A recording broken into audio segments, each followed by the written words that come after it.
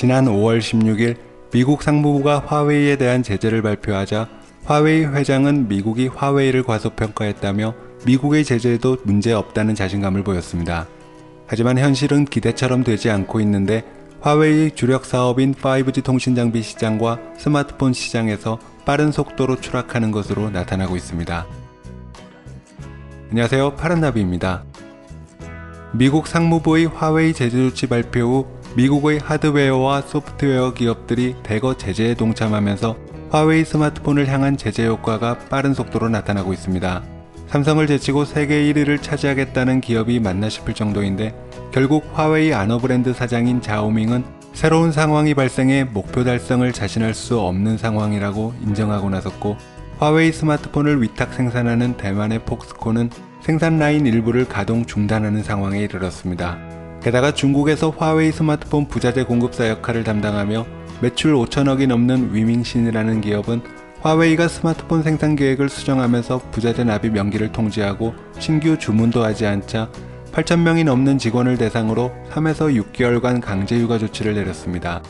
이를 두고 중국 언론은 화웨이 사태가 장기화되면서 부자재 등을 납품하는 기업들이 줄지어 공장을 멈출 것이라고 우려하고 나선 상황입니다.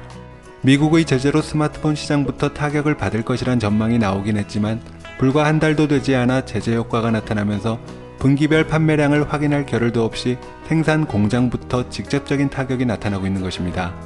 그리고 화웨이는 중국 내수 시장을 통해 극복하려던 계획을 세웠지만 샤오미 같은 경쟁업체가 시장 점유율을 잃을 것으로 보이는 화웨이를 겨냥해 신제품을 출시하면서 중국 젊은 소비자들을 흡수하려고 하기 때문에 이마저도 쉽지 않다는 의견이 나오고 있습니다.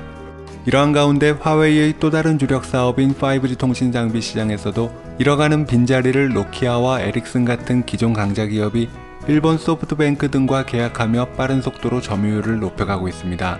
비록 노키아가 생산 문제로 제때 장비를 공급하지 못하고 있지만 계약 물량이 늘어나고 있다고 밝혔고, 에릭슨 사장도 화웨이 제재에 따른 반사이익으로 계약이 늘고 있다고 밝혔습니다.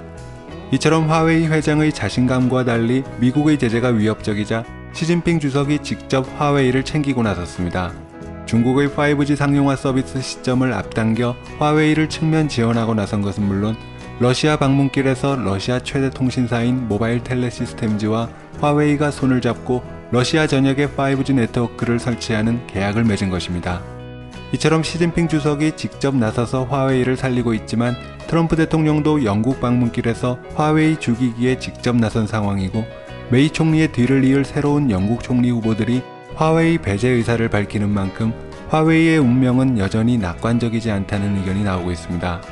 특히 영국의 결정은 유럽의 결정에 영향을 미칠 수 있다는 의견이 많아 미국과 유럽, 일본 그리고 중국과 러시아의 구도로 흘러가며 장기화되고 있다는 분석이 나오는데, 점점 뚜렷하게 양분화되는 5G 시장에서 세계 각국은 정치적 선택을 피하기 어려운 상황으로 흘러가고 있습니다. 오늘 파란나비가 준비한 소식은 여기까지입니다. 시청해주셔서 감사합니다.